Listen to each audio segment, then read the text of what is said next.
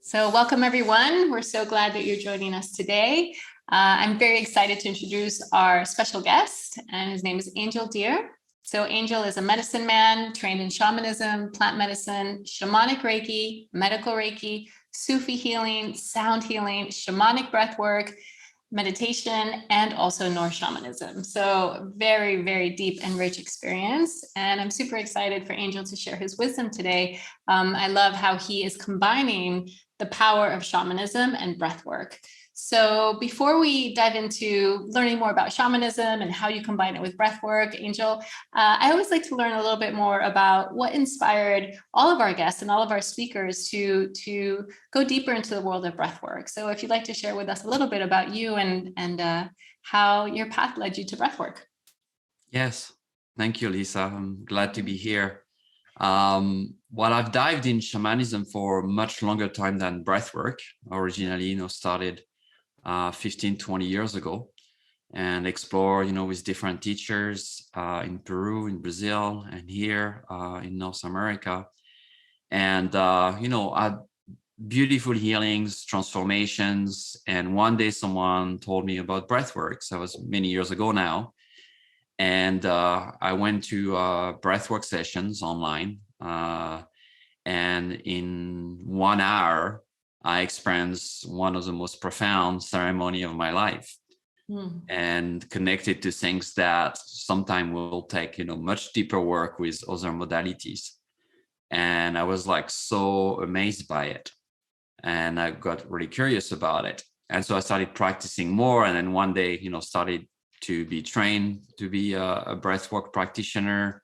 And now I'm training people. So it's been an amazing process, but mainly because I've discovered that, in 1 hour of breath work, we can sometimes do 10 years of psychotherapy work. And that's really powerful. I love that. It's so powerful. It's amazing to hear just how often that's the story, right? You do one breathwork session and it's just like, especially when we've been doing all sorts of different types of work. And it's always exciting to me to see how many people then move deeper into the breathwork practice. And I feel like in this day and age, like we don't necessarily have 10 years to sit on a cushion, right? To begin to access these states of transcendence and self-awareness and healing. And so the more of us that are out there sharing and facilitating this work, I think the better off we're going to be as a species. So I love that you took that experience and you delved it. And I love that you combined it with shamanism. And that's the beauty of this work too, is just seeing how different practitioners integrate their different wisdom traditions into the breathwork journey itself. So for all our listeners, I'd like to start with just asking you, what is shamanism? Because I think there's many different ways to speak to shamanism. And for some people, they might not know exactly what shamanism is. So what is shamanism as far as your lineage? Yes, well, I think for me, it's a connection to the land, to nature, and to the aliveness of it, to what we could call spirit. So knowing that it's not just objects that are out there like a stone or a river or a tree, but that's a being that is alive. And shamanism, is present across all cultures, all time, all over the planet. And it was, I think, this expression of that connection between the people, or the two-legged, as we call ourselves, and the other alive beings that are out there. And we can turn that in all the directions, the sky, and connect to the stars, the moon, other spirits, our guides. We can turn it to the earth. We can turn it to the direction, the east, the west, north, and the south. And there is many ways to express that, to connect, to reveal that connection. And in my specific lineage, I work with Andean Cosmology. I decided over 10 years ago to work with a teacher in Peru and to explore deeply into that one path. But there is there are many paths out there and many, many ways. But I often call it our birthright. This is something that we are born with, that connection. That's something that we have experienced in the belly of our mother, that we experience as very small child. And very often society or our culture, doesn't allow it or doesn't foster it. But if we were born in a native culture, if we were born, in a more traditional culture, that would be something that would be part of life. So I don't, sometimes people call me a shamanic practitioner and things like that. For me, it's a way of life. It's a way I express myself. It's a way I live my life, because it's not a practice in itself. And that's what I like to see it, a way of life, a birthright, a connection to all there is, something, that is quite vast and hard to describe and answer even the question you ask. Yeah. Yeah, beautiful. I hear that in terms of the vastness of it and hard to describe it. But at the same time, what I'm hearing in your share is the simplicity of it, right? That it is our birthright. Because sometimes people think of shamanism like this, like super mystical, hard thing to achieve. And the reality is it's just about being aware and connected to all of life, right? So as you say, connecting to the stone, to the river, to the moon, to the stars, and really bringing that embodied connection, that it's not just these inanimate objects that we point at. There's actually a living transmission and experience that we can all life becomes so much richer within that space. So I appreciate both the simplicity within which you share that and walk that path. And I think it's important to demystify it so that it's not some elusive thing. It's actually a thing that we can live in our day to day. Yes, in every breath. Every breath, exactly. So speaking of the breath, tell me how you have weaved or seen the breath, like shamanism as a foundation for breath work or vice versa. How do you weave in these two practices or these two modalities?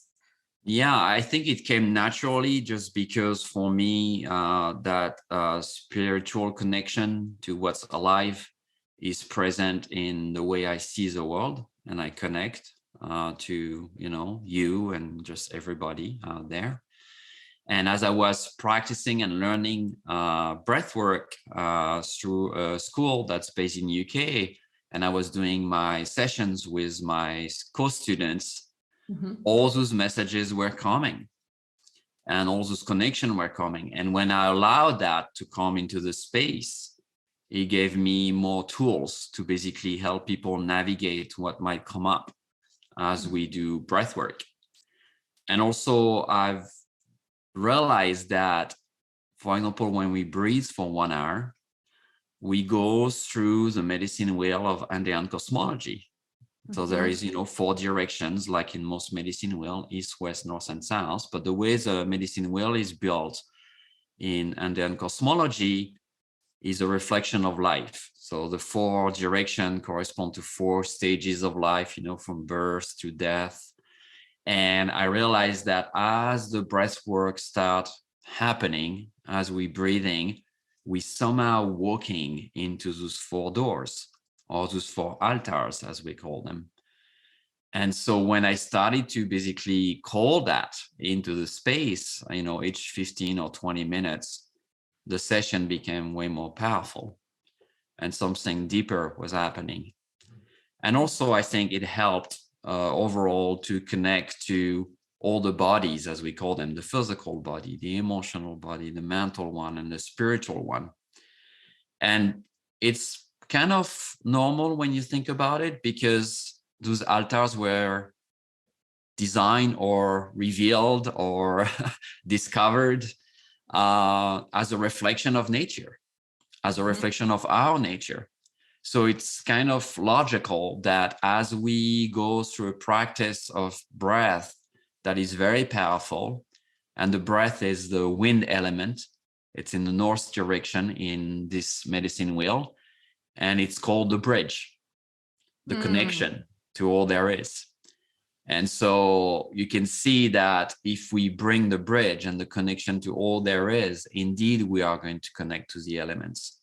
Indeed, we are going to connect to all our bodies and all our medicine. And indeed, we're going to reveal maybe things that have been disconnected for a long time in our bodies, in our mind, in our psyche, and able to start working with them with the power of that breath.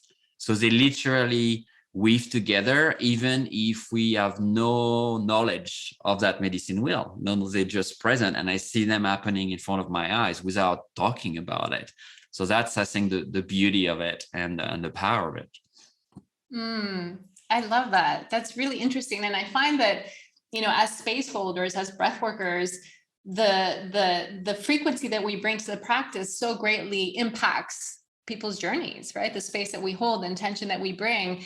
And so it's always a beautiful mirroring when we begin to see our intentions, our lineage begin to be expressed through the breathwork journey itself. So I'm really curious, actually, when you share that the 4 stages of the altar are then go through the 4 stages that can naturally happen through a breathwork journey. Could you speak a little bit about that? I find that fascinating. Like, what are those 4 stages? Sure. So the medicine wheel in the Indian cosmology tradition is a little bit different, or maybe strange for some people compared to maybe a Native American medicine wheel or other traditions, because it doesn't go in a circle. It goes kind of crossing the wheel. So it goes from the east, and then we cross to the west, and then it goes to the north, and then it goes to the south. So it kind of makes this 8 symbol, this infinity symbol, and then we return to birth. And the first door, or the first altar, is in the east direction, and is connecting to the fire. And in this tradition, it is said that the fire carry one prayer, which is the prayer of gratitude, or what we call the thank you prayer. And it's the first part of our life, the first 20 years of our life. Thank you, Mother. Thank you for feeding me. Thank you for this world. We're grateful to be alive. We're discovering this life on this planet. And then we cross the wheel, and we go into the west direction, the direction of the waters. And the waters carry the prayer of clarity. If the water are flowing, if the water are clean, our own waters, not just the water of the world, then we can see clearly. We can see our reflection in our own waters. And you can think of it as a time in our life between our 20s and our 40s where we discover who we are. What I'm here about. What is this life about? So that's clarity, And all the doors and all the altars, they have a shadow side. So the shadow of the first one is anger. I'm not happy with what's there. We can feel gratitude. And the shadow of the clarity prayer, of this water prayer, is confusion. I don't know why I'm here. I don't know what this life is about. I don't know what to do with my life. I don't know my purpose. And then if we can pass that door, if we can pass that altar, we get to the third door, the north direction, the wind, the breath. And it is said that the wind carries the prayer of unity, that connection between everything. It connects me to my ancestors, connects me to all my medicines, to really everything there is. And the shadow there is the ego. That's what creates separation. That's what prevents me from seeing unity. And that's my 40s to my 60s, starting to feeling that connection. It's like the wise men, the wise women birthing, really, like, becoming the elder, not yet the elder, but becoming it, starting to feel this connection. And then we land in the last door, in the earth, the direction of the south, so Mother Earth. And the prayer that is carried there is a prayer of love, or unconditional love, giving without expecting anything in return, loving in the way the earth is loving. And we land in our physical body, and that's where it's ending, because that's where we go from at some point. And that's after our 60s, and this door is really hard to achieve, that state of complete love. It's the state of maybe the gurus, the enlightened masters, the Christ. It's like being able to sustain that. And then we forget, we die, and we come back to the first door. And so it's really this cycle. And so if you think of breath work, we're really navigating that. The fire rise at the beginning, we're getting more hot, we're breathing more.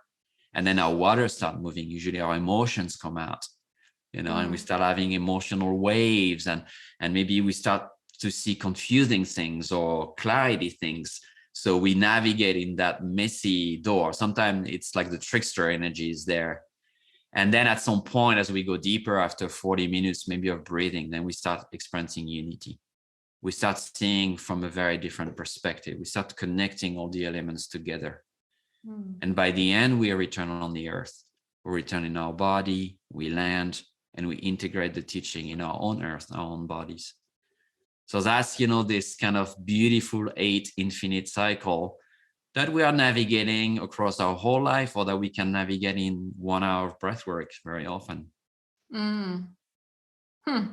I love that. I've never heard that before. And it really warms my heart, because when I was younger, I studied shamanism for quite a while, and I had my own altar. I traveled around with my mesa and had all my, I was like in the lineage. And then I just kind of let go of it for a while and went deep into breath work. And so this is the first time I really hear the merging of that. And that actually does make so much sense in terms of in the breathwork practice, how we bring in that fire, we bring in that intention, we activate to then move the emotion, allow that water to move through this, and then connects us to truth.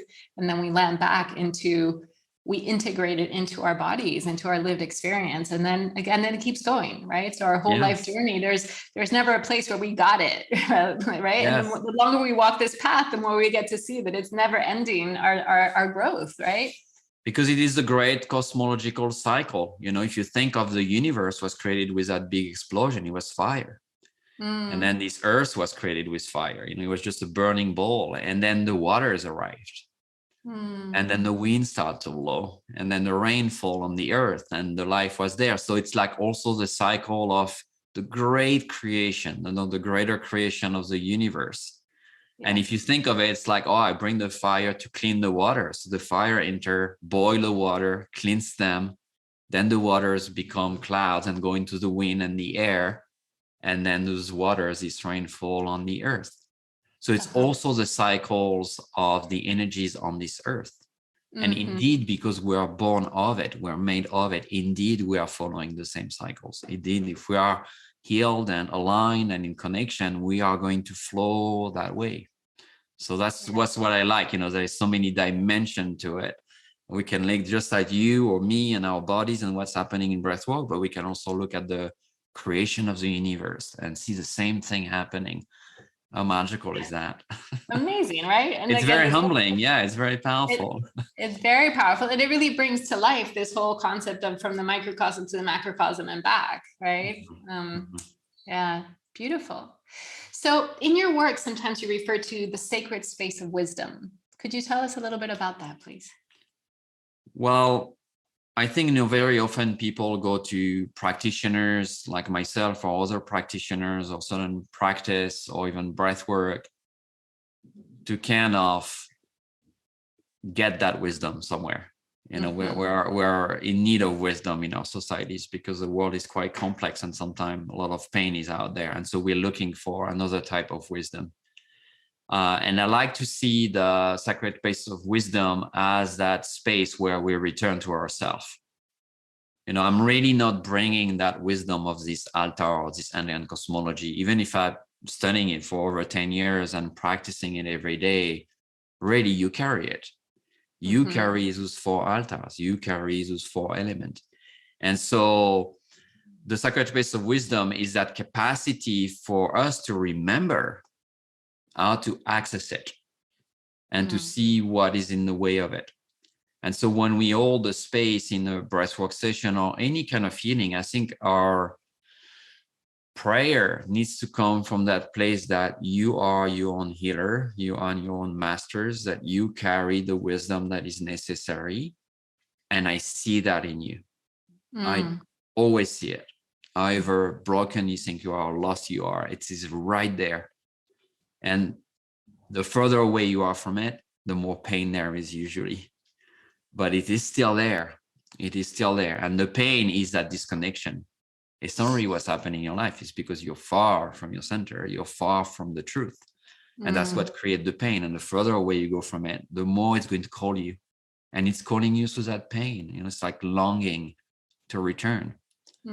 And that's the sacred space that we hold for people, but that we are holding for ourselves. You know, when we're breathing, when we're doing yoga, when we're doing meditation, you know, any kind of sacred practice, really, it's that return that we're calling, that remembering. So it's not a new learning. It's not someone bringing it to you. You know, it's really you rediscovering that you have this innate power. And usually that's really what can create the deepest healing, because we can kind of wash away all the lies we might have received from our education, the society, that we're not enough, that we need to buy this, that we need to do that in order somehow to be whole, to be complete. You know, and that's probably the greatest lie out there. or the greatest misunderstanding. I don't know if it's on purpose or not, doesn't really matter, but it's definitely a misunderstanding of our true nature and our Yeah. capacity to self-heal. 100%. 100%.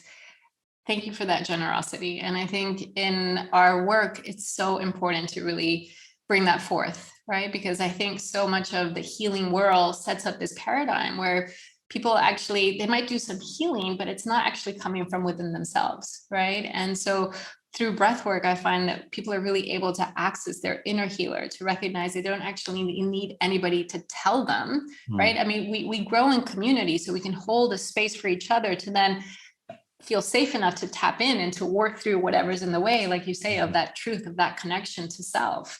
But I think it's such a powerful place to come from, is to really empower others to be their own self-healers. And I think breathwork is one of the most powerful access points to really bring that forth in people who are searching in the process of remembrance, who are in pain. Right. Yeah, I think, very often in this tradition, we often talk about not only where you are pointing your prayers or your intention. So you might point it towards, liberation, healing, peace, getting rid, I don't know, of your depression or addictions or whatever is there, but where is the prayer coming from?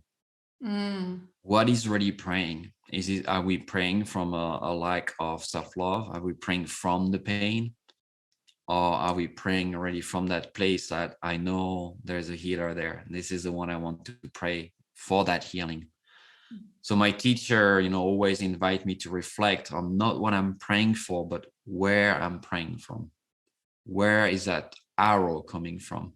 And that can shift our whole perspective, because I'm sure many people, that are attending this summit and go to all your beautiful offerings, it's pointing in the right direction. It's definitely pointing, towards knowledge and wisdom and transformation.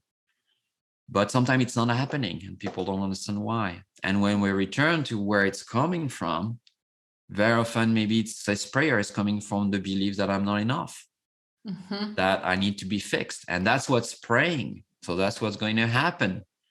We're going to get stuck in that. So it's returning, and it can be a very difficult process to try to find where is my prayer is really coming from. Is it from the pain, or is it from that higher self? Is it from the knowledge, or maybe the belief that somewhere there is this healer, or is it from the place that, no, I am broken, I don't have enough, and I need to, do all the things in order to get something. And that can really shift, the way we look at how we pray or how we live our life, because, our life is really our prayer at the end, not just how we pray. Yeah. Yeah. Beautiful. And I guess in different language, it's almost speaking to this, what's our why, right? Is our why because we think something out there is going to save us or make it all better, right? Or is our why just to continue expanding the truth of who we are in each moment and to clear whatever's in the way of that truth? So I think it's really important to even have that awareness, because sometimes we don't even recognize that we have that choice of really getting connected to what our why is. So I think that's a really powerful and there might be a lot of pain there, when we look at it, when we look where it's been coming from so long. So it can be very tender, and that's where we need a lot of compassion for ourselves, a lot of caring for ourselves, a lot of really gentleness, because it can be very tender space to start discovering, wow, I've been praying from that pain for a long time. And it's difficult sometimes to realize where it's coming from, and to approach it with still a lot of love, still a lot of gratitude, a lot of clarity, really these deep needs for understanding it instead of wanting to change it. Yeah, beautiful. And it shifts it out of this idea of a mental thing of something having to fix, and it becomes more of an embodied transmission. And I think, when I speak to you, Angel, just really feeling that level of compassion, that level of kindness is something that I'm hearing and I'm feeling that you really have this ability to transmit from an embodied place. Like you've gone through that journey, you've gone through that process. And I'm still going through it. Of course. Right. But it's so beautiful to witness, because it's not, because so much knowledge is passed down that's not embodied. Right. So to be able to take the tools, but actually from an embodied place, is really what creates a sacred container, right? For people to actually really be able to tap into that place of truth. So I really want to just bring that forth because I really feel that. Thank you. Thank you. Yeah. So I'm wondering if you would like to, our listeners love to have experiences as well, speaking of, and I'm curious if you'd like to guide us through an experience that would have us tap into the wisdom that you bring or share through your own lineage and your own practices. Sure. I mean, we can do a short, less than 10 minutes, maybe 5 to 10 minutes breath to Great. experience it. So, inviting people that are connected here, if they can lay down, it's even better to lay down on their back. Great. And just close their eyes. And just, taking just a few seconds just to connect to every part of the body. Very often we probably been listening to that talk and we've been a lot in our head without being conscious of the somatic experience of the words, of the listening. And so feeling, our chest and our solar plexus and our belly, feeling our legs all the way down to our feet and arms and hands, feeling our back and our spine, our pelvic bone, almost like saying a good morning to our bodies, like really witnessing every part of the body. And we are going to breathe for a few minutes through our mouth. And the way we breathe is a continuous breath, so we are going to basically never pause or hold the breath. And we're going to inhale through our mouth all the way down to our belly. So really long, deep inhale. So you open your mouth and start taking that long inhale. And then exhale.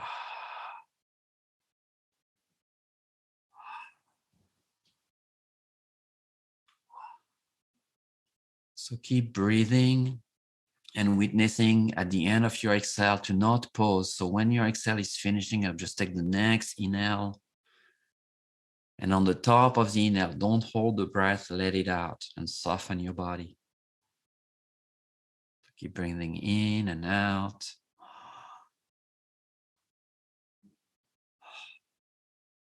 And make sure those breaths are really long. It's not really about the speed, it's about the length and the depth. So imagine on the next inhale that you're sending that inhale all the way down into your legs. So expanding the reach of the inhale deep into the body. And exhale and soften. Every time you exhale, just soften, relax. Make sure you keep breathing. No pausing, no holding. And you might start feeling some part of the body opening. So I invite you, if that happen, to breathe into those parts. So maybe there is tingling happening. Maybe part of your body are calling you, and that's calling the breath, or inhale there. Maybe your hands tingling. Maybe your mouth or your lips are tingling. So on the next inhale, just breathe into that deep and exhale, soften around it. And keep going.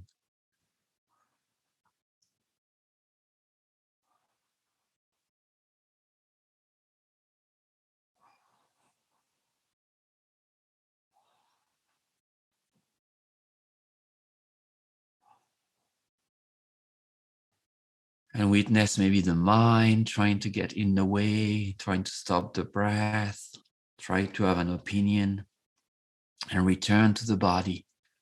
Really, the meeting of your breath and the body is what we're paying attention to here. And maybe some discomfort or resistance or emotions can arise. And if there is any of that, meet it with gratitude. Embrace it and give it your inhale. So breathe into it. Could be, fear or shame, sadness, joy, love, ecstasy, anything. We're just meeting with the breath in the body, the somatic experience of who we are in that moment. Keep breathing for a few more minutes.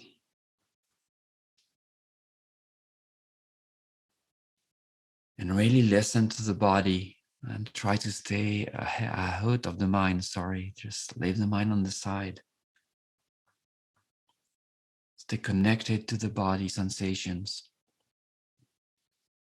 And every inhale, return to where the sensations are the strongest now, where it's arising. Maybe it's somewhere in your belly or your stomach. Maybe it's in your chest or your hands. That's where you send your inhale, gifting your breath to that part of your body that is speaking to you. And exhaling, softening, like making a crib, a soft bed around what is speaking. Keep breathing through the mouth, a few more breaths.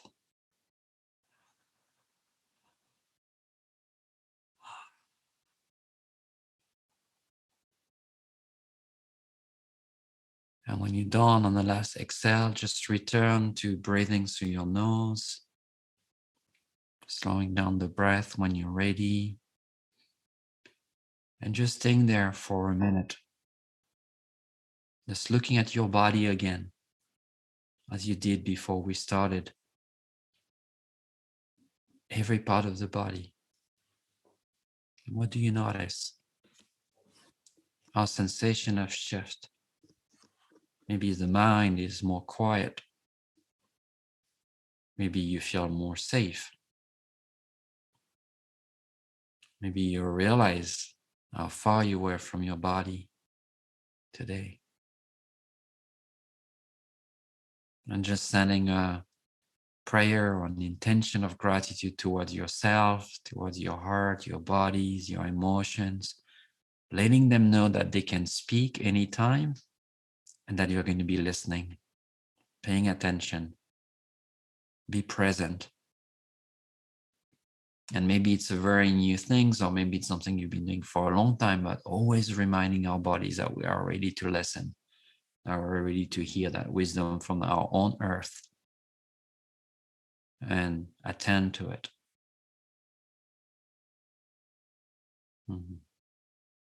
Thank you.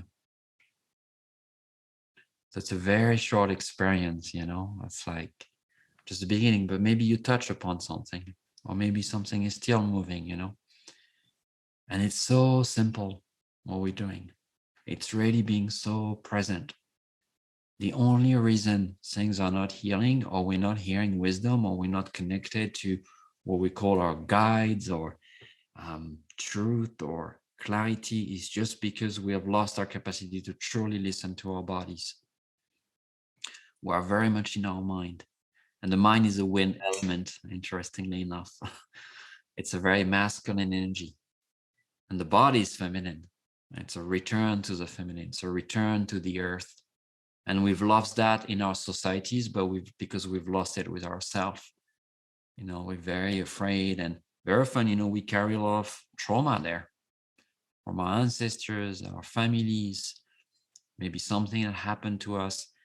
And that's why, this practice can be so powerful, because we're going to attend finally to what is speaking so loudly.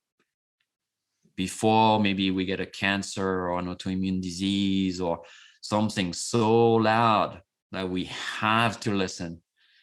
And so we want to avoid that. And if we're there already, if we're experiencing something really difficult with our health, we can still attend to it, and very often then can shift this healing process, because our body knows how to heal. It knows how, it just needs to be listened to. And so that's, I think, the power here with that breath, is that return to that deep listening of our own earth, our own bodies. And we're using something that's very tantric or very shamanic. We can see it in different ways, which is that masculine and feminine energy meeting, the bodies and the breath, and kind of twirling with each other and going deeper with each other. Something that is bringing us to the non-dual space of non-masculine, non-feminine, to beyond the veil, to reconnecting to what we call, maybe God or the universe or a higher self. It doesn't matter the name we use.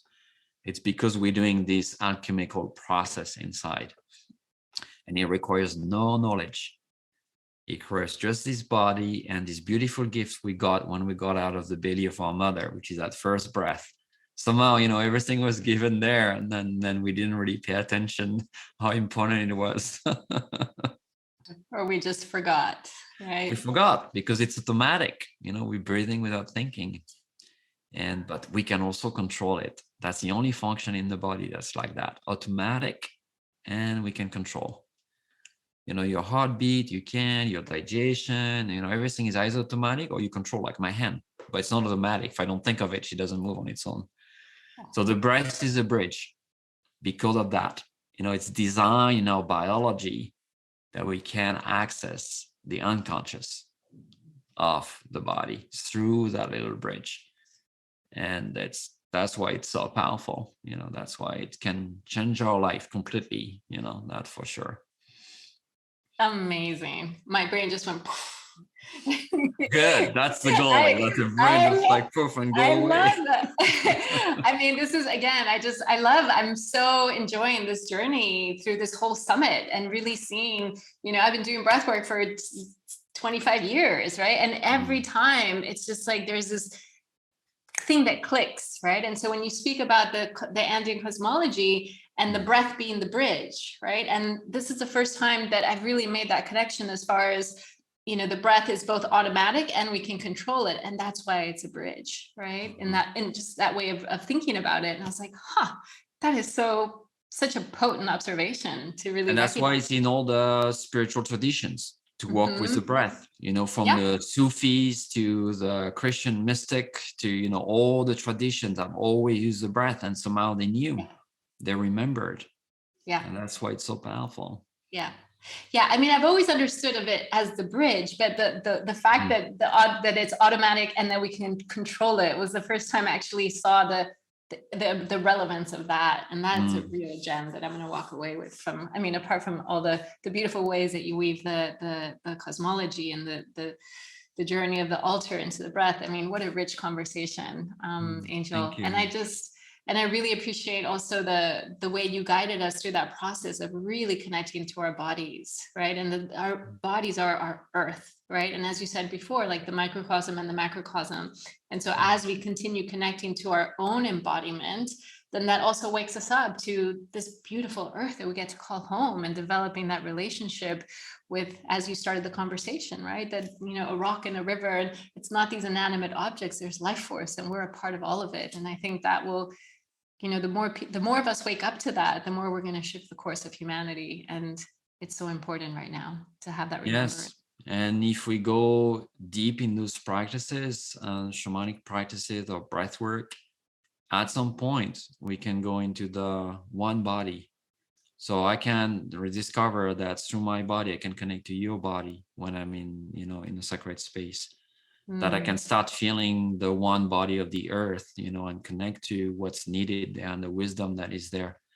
So this illusion of separation goes way beyond even just that little experience, because we can start connecting that earth element that I am in my physical body to the greater collective of bodies.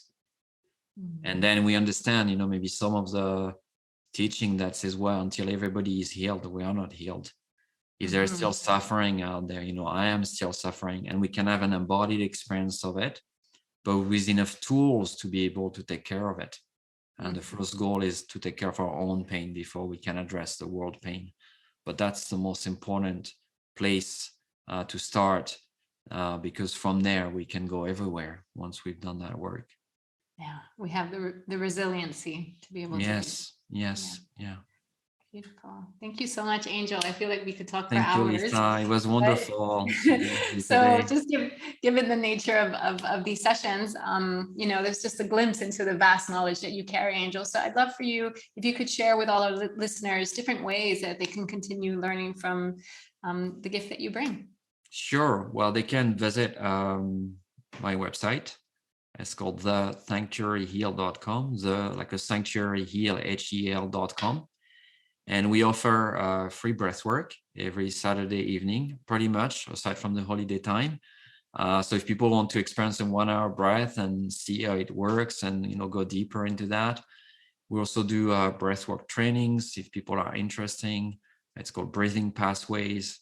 It's a full-on year training to become a practitioner, and other things that they can discover on the website. So yes, it's such a gift. I wish everybody not just come to us, but just experience breathwork in general, because it's such a powerful way to reconnect to everything we have been looking for. Yeah, exactly. Beautiful, Angel. Thank you so much. And for those of you that are listening, I highly recommend checking out Angel's website and also seeing the magical place that you've created in upstate New York. I hope one day to be able to visit you and to Please, really yes. feel, yeah, to feel just like the how you're being a steward of that land in such a powerful way. And I can see the gift that is emerging from your commitment and your intention to be a space holder and a medicine man, and it's really felt. So thank you so much, Angel. Thank you. Thank you, Mhm. Lisa. Thank Much you. blessing to you and to all the people that are been listening to us. Thank you, Angel. So if you were to leave our listeners with one last thing for them to connect, to make changes in their life, one last little nugget of wisdom, what would that be? Be kind with yourself. Yes. Be kinder Beautiful. with yourself. Amazing. Wow. Yes, yes, and yes. So thank you so much, Angel. Thank you to all the listeners for being with us today. And thank you, Angel, for your time and the gift that you bring. Thank you, Lisa. Much blessing. Thank you.